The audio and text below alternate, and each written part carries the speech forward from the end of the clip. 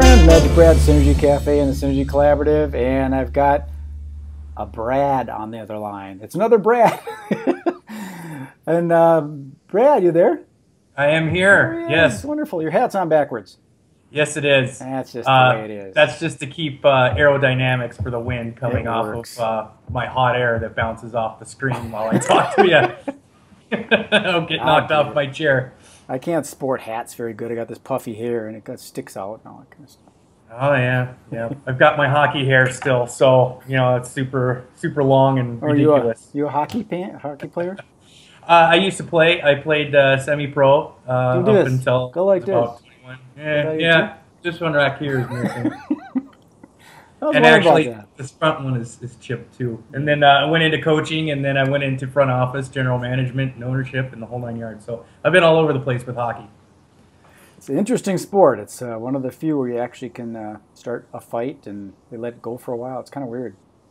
Yeah, there's and I think there's a code to it too. You know, I think there's a little bit of a misconception when it comes to fighting, especially in hockey. You know, it's always been a type of sport where the players police themselves. You know, the ref can handle only so much. But, you know, if somebody takes liberties with a player of yours, then it should be okay to enforce some repercussions to that. Usually you'll ask a guy to fight first, and if he says no, then you don't fight. You know, when you're done with your fight, you shake hands or you acknowledge each other, and that's that. That's literally the end of the conflict. Sure, just blow off a little bit of adrenaline. Get the thing. Yeah. I mean, it's an emotional sport. You know, we play with our hearts, and sometimes you know those passions can go over, and you know. Well, we didn't do this interview for that, but that's interesting to know that that's something that they sort of allow it, because in football and stuff you get penalized for it. You get penalized and everything else for it. Yep. And actually, in hockey, you do serve a penalty, but you know what you're getting into. You know what rather you're than getting blindsided from the back. That's what I like about UFC fighting. They know what they're doing when they go through the cage. No kidding. Anyways, let's get back into you. Are you married? You got kids? What do you? I am not married. I'm just living the dream here in beautiful Helena, Montana, and I've been a social media consultant for just over a year. That consultancy is now growing into an agency. We will be located in Bozeman, Montana, starting next month. We officially launch, and I'm super, super excited because my passion is working with businesses and showing them that doing social media the right way can help grow their bottom line and spark that word-of-mouth engagement that they so desperately crave. That, and they're spending all kinds of money on ads that aren't reaching people, that are interruptive and everything else. So I totally get it. I'm the guy that's trying to tell the good stories. You're going to be like more results based, that we're trying to make certain things happen rather than we'll get you a lot of impressions. So you go on Fiverr and buy a bunch of likes and all that kind. Absolutely, yeah. We're all about authentic, organic engagement and just being real with your current customer base. And the rest will come. If your customers are happy and engaged, they'll go and they'll tell their friends. Well, I think a lot of the big brands have, not the big brands, but the medium size, they can't afford to have a division of social media, so they end up hiring somebody, and their job, they might not really know what it is. So when you create this agency and you can show some results and have some case studies, that's what I think companies should do. I think most companies should outsource that kind of stuff so that they can stay focused on the customer.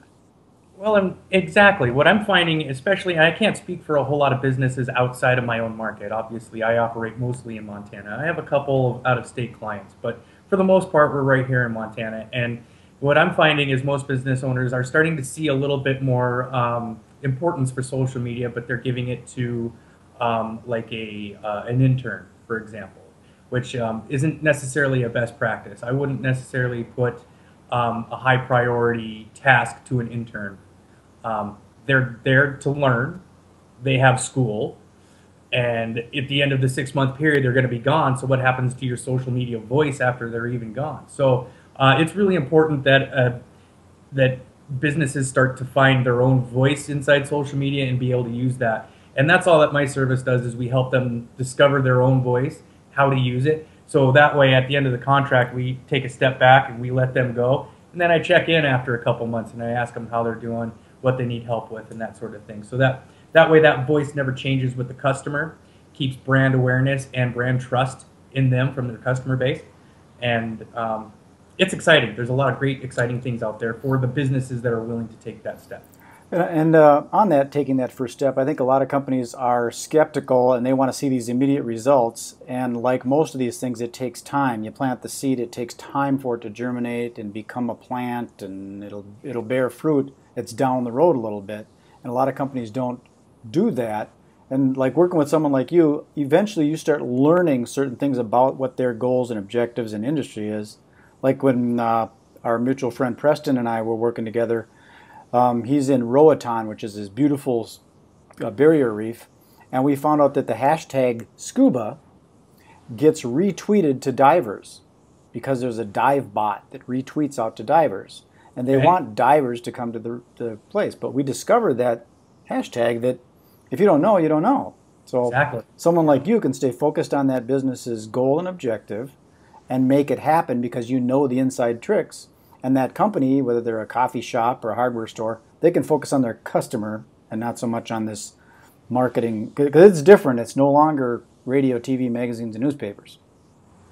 And that's it. Especially, business owners of a certain age echelon, they grew up in a system, they were taught in a system, and unfortunately that system is trying to teach youngers, like millennials, that same system where you throw X amount of money to X amount of marketing and advertising, and this will yield X amount of return on investment, ROI.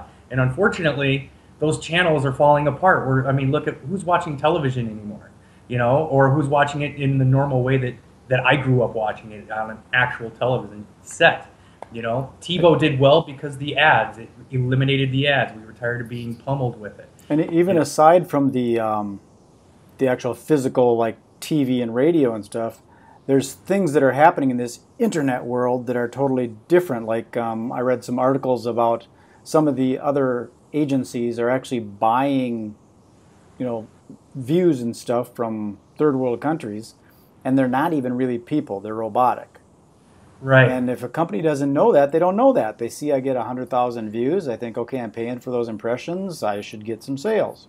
Well, robots don't have credit cards, so there's an element of fraud, unfortunately. There's a big element. That's why I think it's great with a person like you that can actually look and you can connect with a person that you're buying stuff from and say, okay, I know who you are. You're a real person, and you can be authentic. Because that's the key right now. It's engagement and being authentic. Yep. So this internet stuff is. I'm 58 years old, and I've been an entrepreneur. Started doing magic when I was a little kid, so I've been in business for a long, long time. I used to use postcards, and those days now it's an email, but deliverability. Right. Is it being delivered? Whereas I think cool with stuff that you're doing, social media, you're actually socially interacting. Like who's some of your clients? What kind of industry? Right now I'm working with a nonprofit called Liberty Place Incorporated. I like to use them as an example because we're doing amazing things here within the next 6 months. And Liberty Place Incorporated is a small Montana-based nonprofit that helps survivors of traumatic brain injury kind of rehabilitate and maybe gain some of that identity that they lost at the time of injury. What happens with a person with a severe traumatic brain injury or an acquired brain injury is once they are finished receiving immediate care in a hospital, they're maybe not well enough to live on their own. They might need some assistance, but that assistance also requires therapy and requires that kind of, they need to learn how to work, they need to learn how to spell, they might need to learn all kinds of different things. Mm-hmm. So what Liberty Place did about 30 years ago was establish a place on a farm where people with acquired traumatic brain injury can go and learn how to work on a farm, how to speak again properly, how to kind of motor on their own. And many people have graduated out of that. And now we're going into a capital fundraising campaign where we're going to be looking at raising about $3 million for a brand new facility north of Bozeman. So I like to use their example because they hired me basically to move them out of 1996 and into 2016 in terms of marketing. They hadn't done a whole lot online. We've recently started a Facebook page. It's getting some great engagement. We've started a Twitter account, and we host our own chat each week called TBI Chat. That's getting us all over the world, actually, and interacting with survivors and caregivers and doctors and lawyers. And, we think about traumatic brain injury on a larger scale, especially a hockey guy like myself, I'm very familiar with concussions and what concussions can do to a person's long-term ability for memory, for speech, for writing, and anything else. So this was a project that I could not say no to, just because I'm so passionate about it already.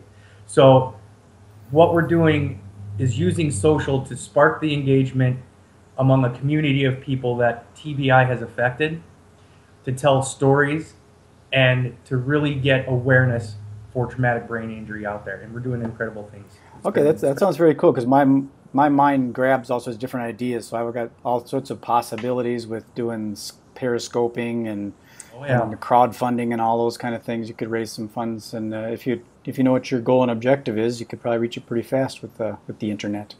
We're going to be doing some awesome things with live streaming, particularly with our crowdfunding, and we have our first live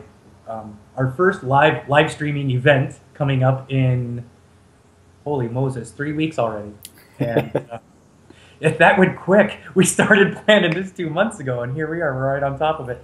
But it's basically just going to be live streaming the event and talking with people live at the event. But also, we're going to have live streaming happening from the Liberty Place facilities as well. And the idea is to literally launch the awareness of TBI through the live streaming world and through the community that I've built for them and for myself, to engage some help outside of our borders. So we're pretty excited. Okay.